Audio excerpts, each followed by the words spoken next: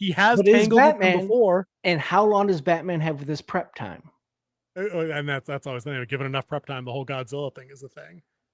I mean, that's a pretty solid question. But I mean, which Superman villain does Batman struggle with? And we Like can't go what with any of the Justice League threats, like Darkseid or you're talking who's the about other like cosmic Brainiac. level kind of threats. Yeah, Okay. All right. So pitch some more. So who are Superman's typical, arch rivals that are beyond tied Luthor? to Metropolis and that are not Right. Like you tied to just said Superman. Brainiac, right? That's a prep time situation, but yeah.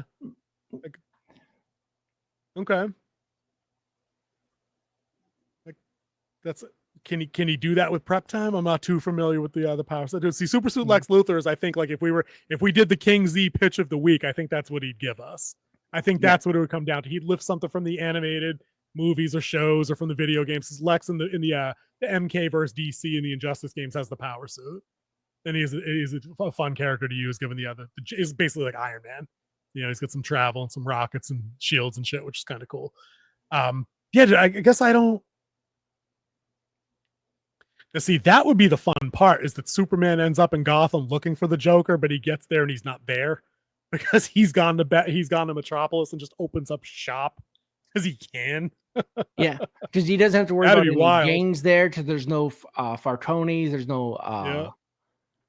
Because Superman's basically got it cleaned out to that higher level of a higher level. I just think that the rogue gallery in Gotham, the worst city in the world, would just break Superman's soul, and he would no longer be Superman. He would be Dark Superman or something like that. He would be Kal. He would start going by his real name because he's just like, I'm not super. Yeah, I wonder, like, what does Superman do facing even a semi-mundane victim like Zaz, who just cuts himself and murders people? So he could one punch him, he could defeat him, but do you really think the big blue Boy Scout can look at that kind of violence and not be affected somehow?